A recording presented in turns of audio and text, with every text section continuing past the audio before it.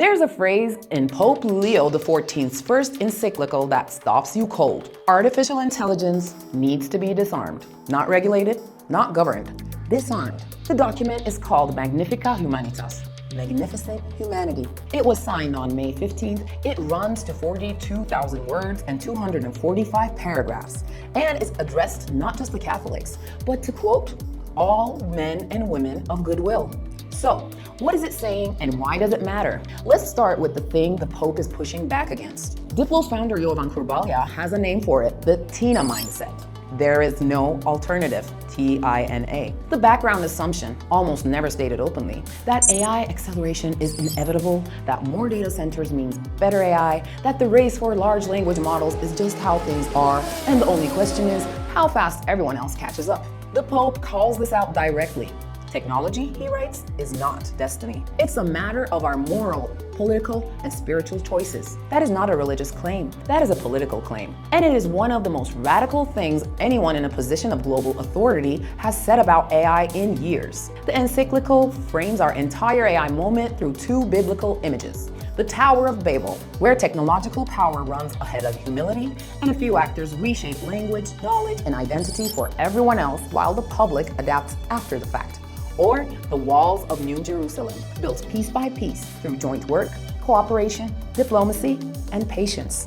Not one dramatic choice, a series of small decisions, minute by minute. Now, here is where it gets sharp. The Pope writes that AI is never neutral. It embodies the choices, biases, and priorities of those who design and finance it. He insists on what he calls the right to human imperfection. The idea that in a world of continuous scoring and optimization, people need space to fail, change, and begin again.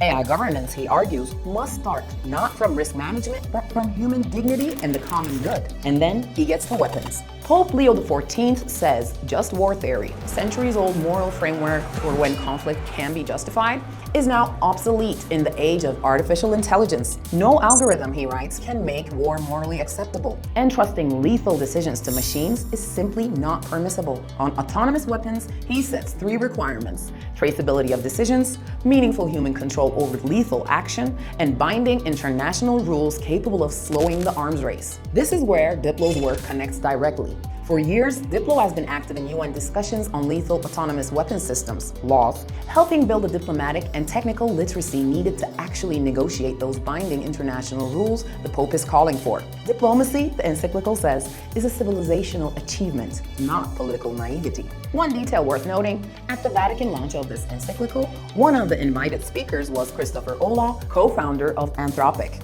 Anthropic has publicly refused to allow its technology in autonomous weapons. The irony of an AI company getting a seat in the Synod Hall at a document calling for AI disarmament is not lost on anyone watching closely.